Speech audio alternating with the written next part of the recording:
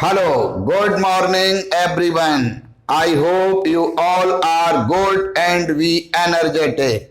So today we start next topics of chapter 4. Magnetic effect of current. Direction of magnetic field. A. Maxwell cork screw rule.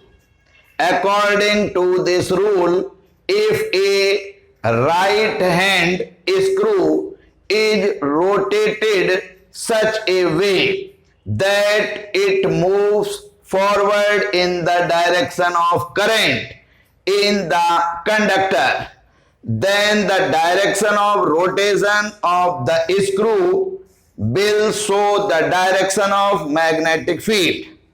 यानी according to Maxwell cork screw rule हम किसी conducting screw को right hand से move कराते हैं। तो जब ये मूव कराते हैं तो जो स्क्रू है जिस डायरेक्शन में मूव करता है, जैसे हमने राइट हैंड से इस स्क्रू को यूं मूव कराया तो स्क्रू डाउनवर्ड मूव कर रहा है। तो डाउनवर्ड जो स्क्रू मूव करेगा वो डायरेक्शन ऑफ करंट एंड जो स्क्रू को मूव कराने की डायरेक्शन है यानी यूं जो डायरेक्शन है वो मैग्नेटिक फील्ड की डायरेक्शन को शो करेगी। यानी मैग्नेटिक फील्ड की direction always perpendicular to the direction of current, but direction of magnetic field is variable according to tangential line. Next, right hand palm rule. According to this rule, current carrying if conductor is held in the right hand such that the thumb represent the direction of flow of current, then the folding fingers will represents the direction of magnetic field. किसी conducting wire को हम right hand से इयों जो है पकड़ते हैं तो इस समय जो थंब है वो फोल्डिंग फिंगर्स के परपेंडिकुलर है। तो direction of current is equal to the direction of thumb, यानी थंब की जो डायरेक्शन है वो फ्लोइंग करंट की डायरेक्शन को रिप्रेजेंट करती है। तो जो फोल्डिंग फिंगर्स है वो डायरेक्शन मैग्नेटिक फील्ड की होगी, यानी direction of magnetic field is perpendicular to the direction of flowing current. C right hand palm rule for circular current. According to this rule if the direction of current in a circular conducting coil, यानी मान लीजिए कि कोई circular conducting coil है और उसमें current flow हो रहा है। So direction of current in a circular conducting coil is in the direction of folding fingers of right hand, then the direction of magnetic field will be in the direction of stretched thumb. यानी जब किसी circular conducting coil में कोई current flow होता है उस समय current की जो डायरेक्शन है वो फोल्डिंग फिंगर्स रिप्रेजेंट करती है और स्ट्रेच्ड जो थंब है वो डायरेक्शन ऑफ मैग्नेटिक फील्ड होगी। Applications of Biot Savart's law. A magnetic field intensity at a centre of circular coil. Suppose a circular coil whose radius is capital R and center is O. हमने यहां पर एक circular coil consider कर ली जिसमें जो current flow हो रहा है उसका मैग्नीट्यूड है capital I, radius capital R and centre is O. Flowing current capital I in anti clockwise direction. हमने जो सर्कुलर कॉइल में करंट फ्लो किया है वो यहां पर प्रैक्टिकली एंटी क्लॉकवाइज डायरेक्शन में शो हो रहा है। So find the magnetic field intensity at the centre due to elementary length, यानी कंप्लीट जो सर्कुलर कॉइल है इसकी length is equal to circumference यानी 2 पाई आर, लेकिन हम एक एलिमेंट्री लेंथ ले रहे हैं dl। तो magnetic field intensity at the centre of circular coil due to elementary length is dB।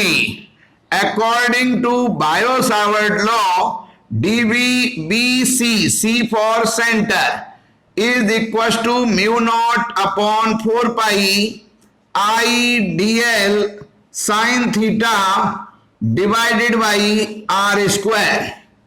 अब यहां पर जो dl की डायरेक्शन है वो टेंजेंशियल, यानी तो यहां पर जो एंगल हुआ वो 90 डिग्री है, और जो हमारी रेडियस है सर्कुलर कॉइल की वो कैपिटल R है।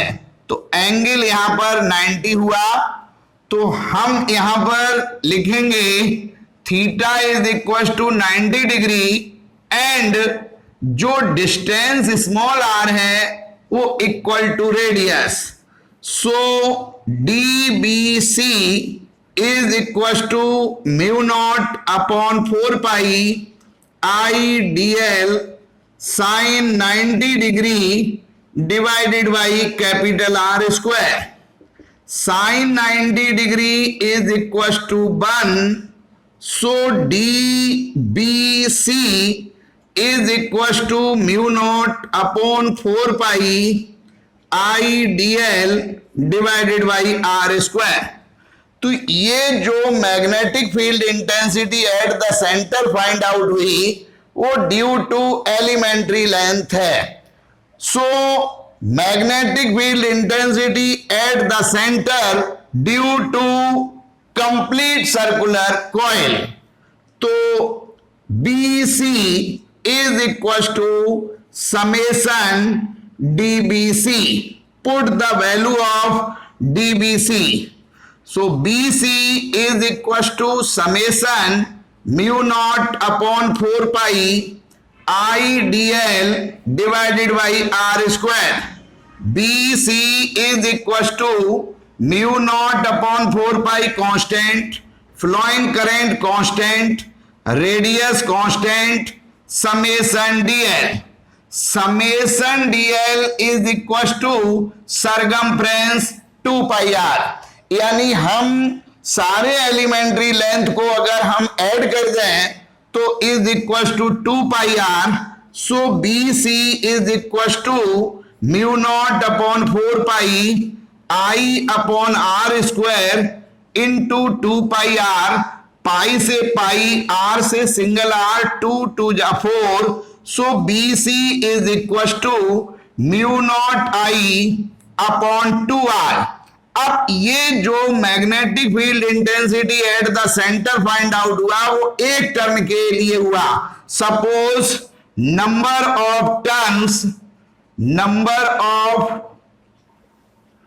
Turns of the circular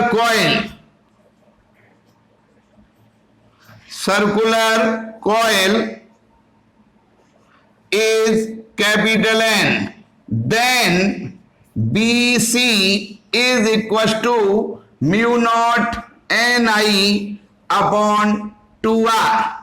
Here magnetic field intensity at the center is inversely proportional distance, यानी जितना सर्कुलर कॉइल की रेडियस ज्यादा होगी यानी सेंटर से वायर ज्यादा दूर होगा उतना magnetic field intensity magnitude decrease यानी स्मॉलर होगा।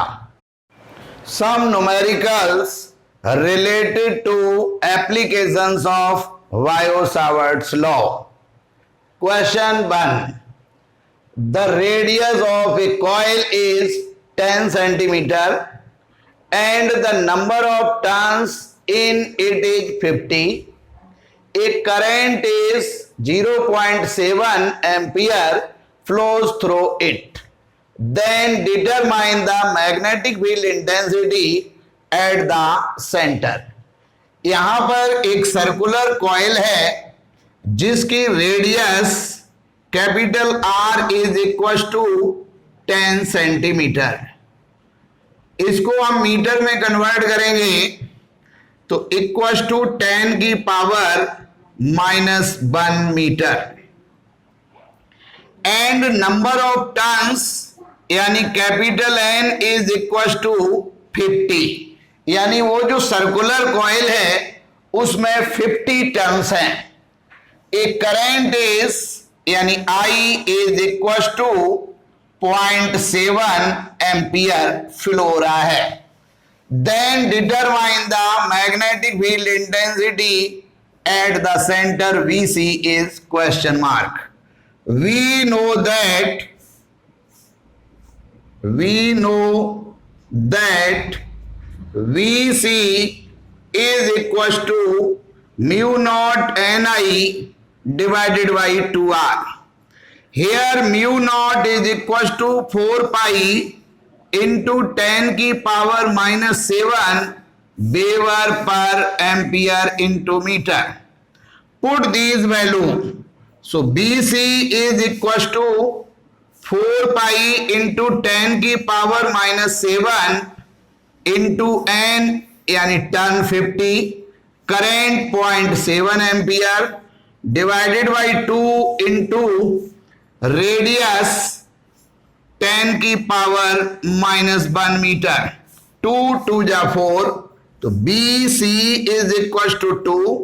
पाई की वैल्यू 3.14 इंटू 50 इंटू 0.7 इंटू 10 की पावर, अब -1 ऊपर जाएगा तो 10 की +1 हो जाएगा तो 10 की power -6.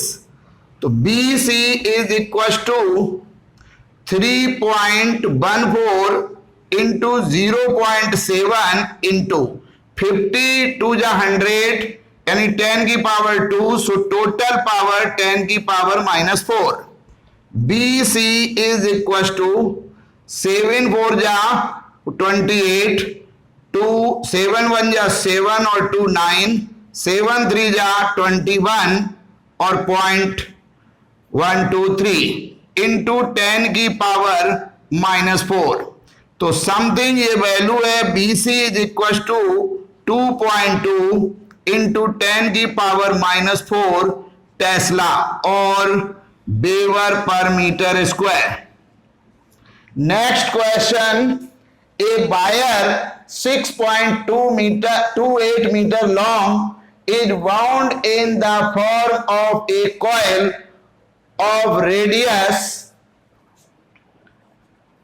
0.10 meter and 1 ampere current is passed in it. Find the magnetic field at the center. यानी हमें मैग्नेटिक फील्ड फाइंड आउट करना है at the centre BC is question mark. अब जो वायर है उसकी जो लेंथ है L is equal to 6.28 metre. उस वायर को एक सर्कुलर कॉइल पर बाउंड किया गया जिसकी रेडियस है 0.10 मीटर और उसमें जो करंट फ्लो हो रहा है I is equal to 1 ampere. अब जो वायर है एक टर्न पर जो वायर यूज होगा वो सरकमफ्रेंस के इक्वल होगा यानी 2 pi r. So total number of turns in given circular coil N is equal to L upon 2 pi r. Radius is equal to है 0.10 metre. So number of turns N is equal to length 6.28 two pi की value 3.14 into radius 0.10. अब यहां पर ये 2 और 3.14 का multiple करेंगे तो 6.28. तो N is equal to 1 upon 10 की पावर -1 यानी 10 टर्न्स हो गए उस सर्कुलर कॉइल के. Then magnetic field intensity at the centre BC is equal to mu naught NI upon 2R। तो BC is equal to mu naught यानी 4 पाई 10 की power -7 and 10 current 1 ampere upon 2 और जो रेडियस है वो है 0.1। तो BC इज इक्वल टू 2 से ये कैंसिल, तो 2 इंटू 3.14 इंटू 10 इंटू 10 की पावर, अब 10 की पावर 0.1 यानी 10 की पावर -1, -1 ऊपर +1 यानी पावर -6। तो BC इज इक्वल टू 2 यानी 6.28 इंटू 10 की पावर, अब ये 10 1 यानी -5 टेस्ला और वेबर पर metre square. Next question 3, according to Bohr model of hydrogen atom on electron revolves around of proton in a circular orbit of radius 0.5 angstrom. If it rotates with a speed of 6 into 10 की power 15 cycle per second, then compute the magnetic field at a center. यानी जो circular orbit है उसकी radius r is equal to 0.5 angstrom. Angstrom को हटाते हैं तो 0.5 into 10 की पावर -10 मीटर, यहां से 0.5 भी हटाते हैं, 5 इंटू 10 की पावर -11 मीटर। अब यहां पर बता रहे हैं कि स्पीड जो है इलेक्ट्रॉन की 6 इंटू 10 की पावर 15 साइकिल पर सेकेंड। अगर टाइम 1 सेकेंड लिया जाए तो नंबर ऑफ टर्न्स जो है वो 6 इंटू 10 की पावर 15 हो जाएंगे। अब बात आती है, we know that charge Q is equal to IT current into time, so flowing current I is equal to Q upon T। अब T is 1 second, so I is equal to Q और Q electron का charge 1.6 into 10 की power -19 coulomb. Then find the magnetic field intensity at the centre of circular coil. We know that magnetic field intensity at the centre VC is equal to mu naught NI upon 2R। Put this value, VC is equal to mu naught की value 4 pi into 10 की power -7 weber पर ampere into metre into turn 6 into 10 की power 15 into current 1.6 into 10 की power -19 divided by 2, radius 5 into 10 की power -11। अब यहां पर BC is equal to 4, पाई की वैल्यू 3.14 इंटू 6 इंटू 1.6 इंटू, अब पावर माइनस में 19 और -7 यानी -26 और इधर पावर है 15, तो 10 की पावर -26 में से 15 तो -11 डिवाइडेड बाई 5 2 जा 10 इंटू 10 की पावर -11। पावर से पावर कैंसिल आउट, तो सेंटर पर जो magnetic field intensity BC is equal to 4 से मल्टीपल किया, 4 3 जा 12 और 4 4 जा 56 इंटू 6 और इंटू 10 से जब डिवाइड करेंगे तो 0.16, तो BC is equal to 12.56 into 6 से यहां मल्टीपल किया, 6 6 जा 36, 3 6 1 जा 6 9 यानी 0.96 तो B C is equal to, हम ये समथिंग 1 है तो 12.1 से थोड़ा सा छोटा है तो ये वैल्यू हल्की सी छोटी आएगी, यानी 12.43 टेस्ला।